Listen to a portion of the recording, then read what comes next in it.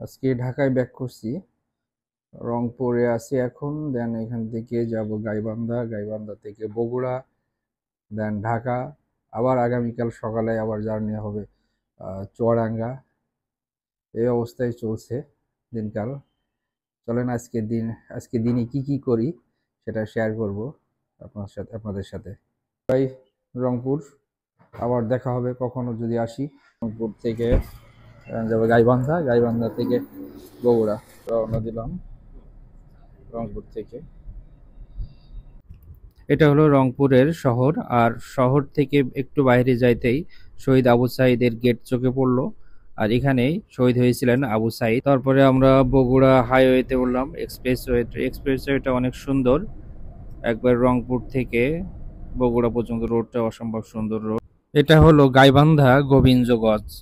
আর এখানে একটা জিনিস খেয়াল করলাম যে প্রচুর পরিমাণে কলা চাষ হয় এই এরিয়াতে। মানে যতদূর চোখ যাচ্ছিল ততদূর মনে হচ্ছিল কলা বাগান। আর এখানে বিশেষ করে যার বাড়িতে যতটুকু জায়গা আছে, জমি অপচয় না করে তারা কলা গাছ লাগিয়ে রাখে।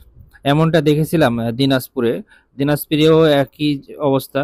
ওখানে হলো আপনার লিচু বাগান তারা লাগিয়ে থাকে, যতটুকু জায়গা আছে সেখানেও তারা ওই লিচু গাছ লাগিয়ে থাকে। তারপরে বগুড়া শহরে গিয়েছিলাম কিছু অল্প সময়ের জন্য, ওখান থেকে বাসে উঠলাম আর বাস যাত্রা শুরু করে ঢাকার দিকে রওনা। টাইমে তো শর্ট ছিল যে লাঞ্চ করার টাইমে পাচ্ছিলাম না, এদিকে গাড়ি ছেড়ে দিবে। বগুড়া সাতমাটা থেকে বাসের টিকিট কাটলেও গাড়ি ছিল অনেক দূরে, সেখানে যাওয়ার জন্য রওনা দিলাম। আবার বগুড়া থেকে রওনা দেওয়ার কিছুক্ষণ পরেই সিরাজগঞ্জ ফুড ভিলেজে আবার যাত্রা বিরতি দিল কিছুক্ষণের জন্য।